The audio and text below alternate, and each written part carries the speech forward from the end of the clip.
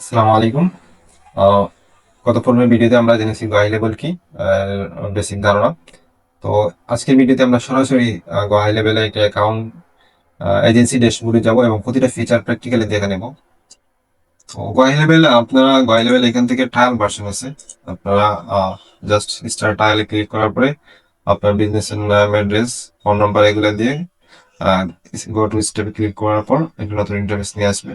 সেখানে আপনার কার্ড দিতে হবে, ইন্টারন্যাশনাল একটা কার্ড, রিয়েল কারেন্সি কার্ড দিয়ে। তারপর 14 দিনের আগে আপনি যদি এটা কেটে দেন, তাহলে ক্যান্সেল করে দেন, তাহলে আর আপনার পেমেন্ট কাটবে না।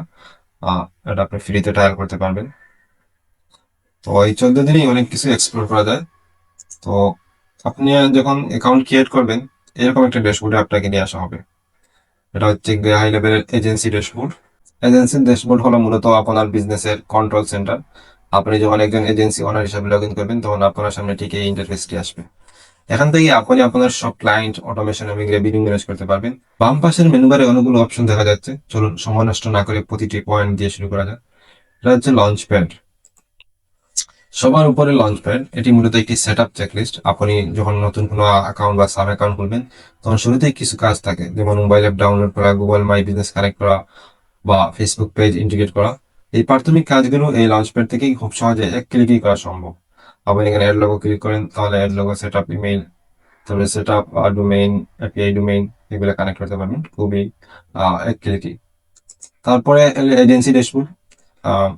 এখানে আপনি আপনার এজেন্সির বর্তমান অবস্থা এখানে দেখতে পারবেন। আপনার এজেন্সির টোটাল ইনকাম কত হলো, কতজন কাস্টমার আপনার সিস্টেমে আছে এবং আপনার ব্যবসার গ্রোথ কেমন, এইসব ডেটা এবং কেপিআইস এখানে দেখা যায়। আপনি এখানে একটি কাইটের ছবি বা কন্ট্যাক্ট লিস্ট লেখা দেখতে পাচ্ছেন। আহ, যেটা কারণ পেমেন্ট ডেটাগুলো লোড করতে হবে, আপনার স্টাইপ অ্যাকাউন্ট এখানে কানেক্ট করতে হবে। যেহেতু আমার একটা ডেমো অ্যাকাউন্ট, সো তেমন কোনো কেপিআই বা ডাটা নেই, যার কারণে এটা শো হচ্ছে না। এরপরে অপশনটি হচ্ছে এআই ইউজেস। বর্তমানে হাই লেভেলের কন্টেন্ট রাইটিং থেকে শুরু করে চ্যাটবট পর্যন্ত অনেক কাজে এআই বা আর্টিফিশিয়াল ইন্টেলিজেন্স ব্যবহার করা হয়। আপনি আপনার ক্লায়েন্টের কতটুকু এআই ব্যবহার করছেন বা কত ক্রেডিট খরচ হচ্ছে, কতটুকু ব্যালেন্স আছে, তার বিস্তারিত সব রিপোর্ট এই সেকশন থেকে দেখা যায়। এটি আপনাকে আপনার এজেন্সি এআই কস্ট ট্র্যাক করতে সাহায্য করে। দেন প্রসপেক্টিং। নতুন ক্লায়েন্ট পাওয়ার জন্য এটি একটি অত্যন্ত শক্তিশালী ফিচার। আপনি যদি নির্দিষ্ট কোনো এরিয়া বা লোকাল বিজনেস যেমন ডেন্টাল ক্লিনিক, জিম সার্চ করেন, তবে তবে এই টুলটি তাদের অনলাইন প্রেজেন্সের উপর একটি মার্কেটিং রিপোর্ট কার্ড জেনারেট করে দেয়। আপনি সরাসরি সেই বিজনেস ওনারকে দেখাতে পারেন যে তাদের গ্রোথ কোথায় কোথায় সমস্যা এবং কিভাবে তার সমাধান করতে পারেন। ক্লায়েন্টটির জন্য এটি অনেক বেশি ইফেক্টিভ। দেন সাব অ্যাকাউন্ট। সাব অ্যাকাউন্ট এখন একজন এজেন্সি ওনার হিসাবে এটি আপনার সবচেয়ে প্রয়োজনীয় জায়গা। আপনার এজেন্সিতে যখনই কোনো নতুন ক্লায়েন্ট আসবে, আপনি তাদের জন্য এখানে একটি করে আলাদা আলাদা সাব অ্যাকাউন্ট ক্রিয়েট করতেন।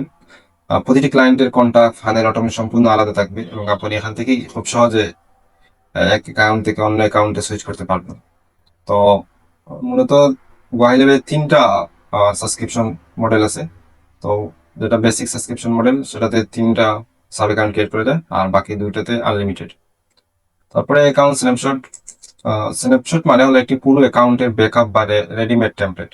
ধরুন আপনি একটি ফানেল বা ইমেল সিকোয়েন্স অথবা অটোমেশন বানিয়েছেন। এখন আপনি যদি অন্য কোনো ডেন্টাল ক্লায়েন্টের কাজ পান, তবে আপনাকে নতুন করে সব করতে হবে না। জাস্ট এই স্ন্যাপশট ইনপুট করলে কয়েক সেকেন্ডের মধ্যেই আপনার নতুন অ্যাকাউন্টে কপি হয়ে যাবে। সো আপনারা যদি কুচেস নিয়ে কাজ করেন, তাহলে কুচের জন্য আলাদা করে আর ফানেল বা ওয়ার্কফ্লো গুলো ক্রিয়েট করতে হবে না। আপনার যে সাব অ্যাকাউন্ট আছে সেটা থেকে ক্রিয়েট করলে আর অন্য একটা সাব অ্যাকাউন্টে এই স্ন্যাপশট থেকে কপি করে শুধু পেস্ট করলেই হবে, সবগুলোই কপি হবে। রিসেলিং।